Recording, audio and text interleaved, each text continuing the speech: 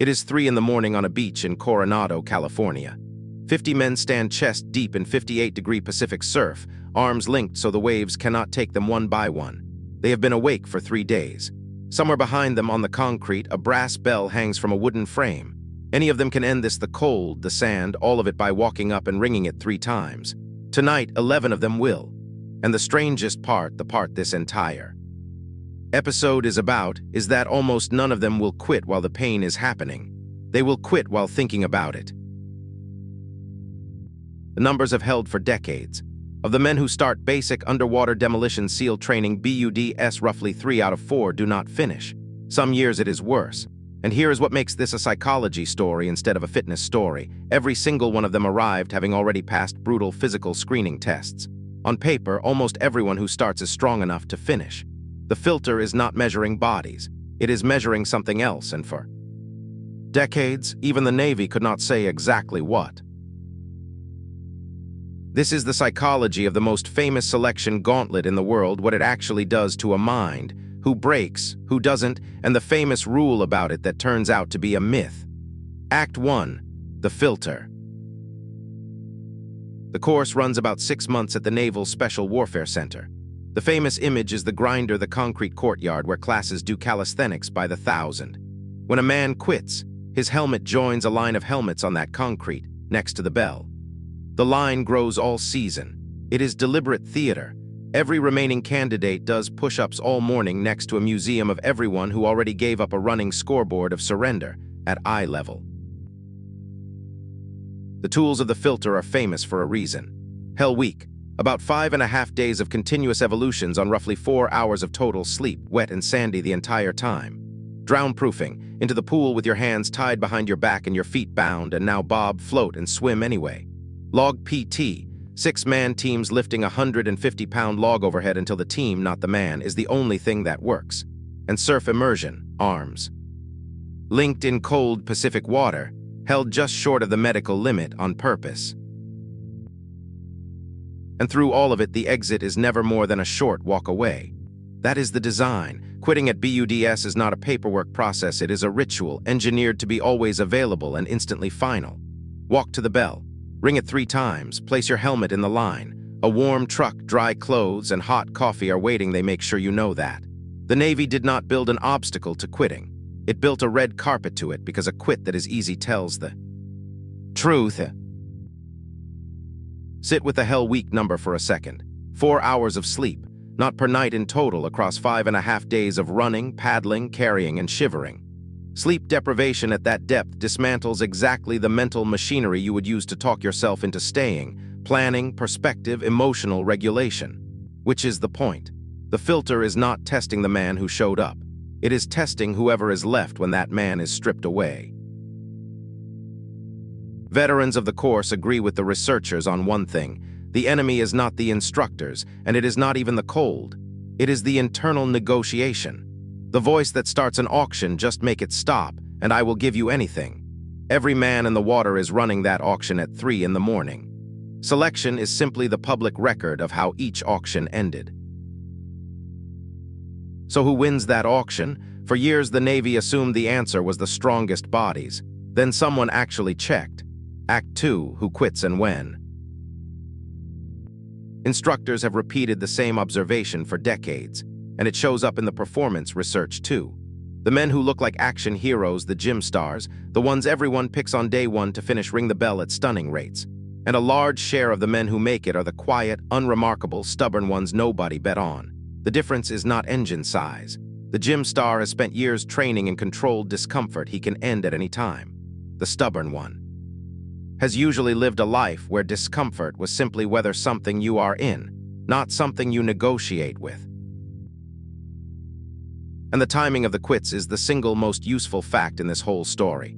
Men almost never quit in the water mid-evolution at the peak of the pain. They quit at breakfast. They quit in the warming tent, dreading going back out. They quit at 3 a.m. the night before a pool evolution they have been imagining for a week. And quitting is contagious. 1 bell often triggers 2 more within the hour. The pain does not break them. The anticipation of pain breaks them. Human beings do not quit in the storm, they quit in the forecast. Drownproofing makes the mechanism visible.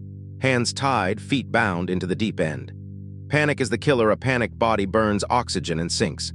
The men who pass describe the same trick, shrink the world down to one cycle.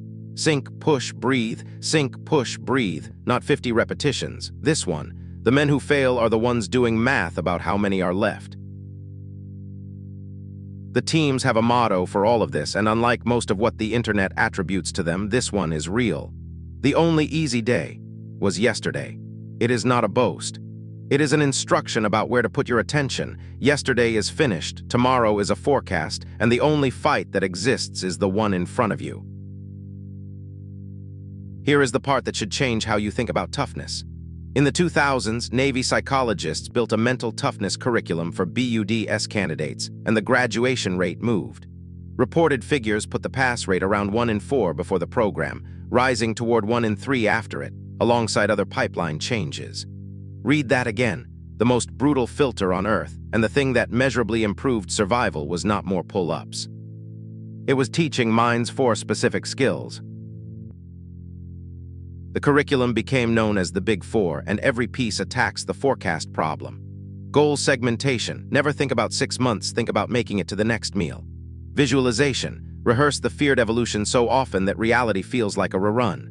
Self-talk. Your brain runs hundreds of words a minute at you, train it to argue for you instead of against you. And arousal control. Slow, counted breathing in for 4, out for 4 to manually shut. Down the panic spiral. 4 skills, trainable, measured, not born.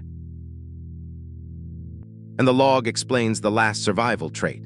150 pounds of wet wood does not care how strong you are. It goes up when 6 men lift as one, and it crushes any team carrying a passenger or a hero.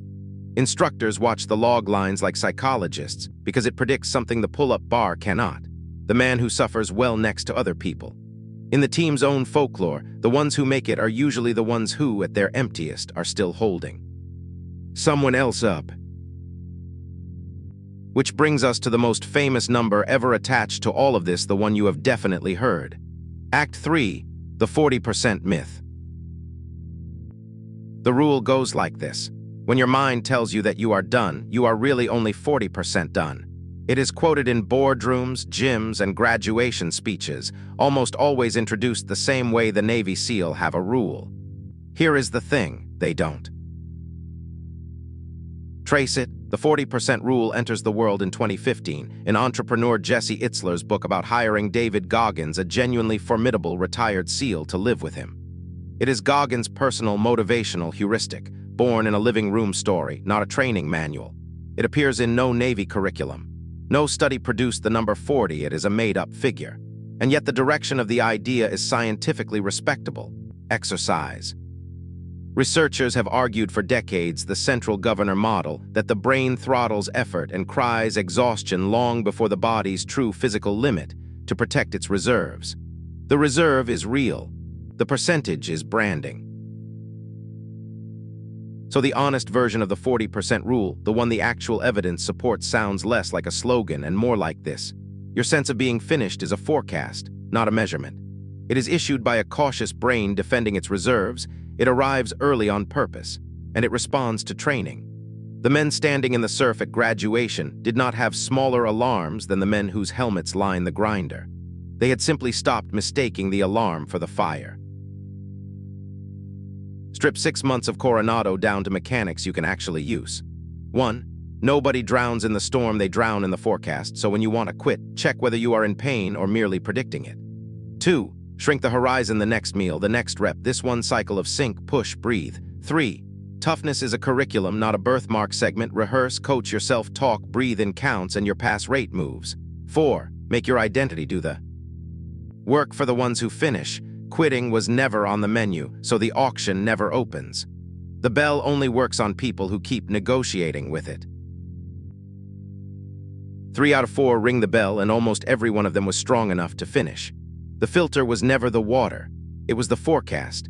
If you want the psychology of the people who pass the world's hardest filters, subscribe. Because next time, the loudest man in history, everyone remembers Muhammad Ali's mouth. Almost nobody understands the machine behind it, a confidence he built like a muscle and used like a weapon. The psychology of the greatest. See you at the top.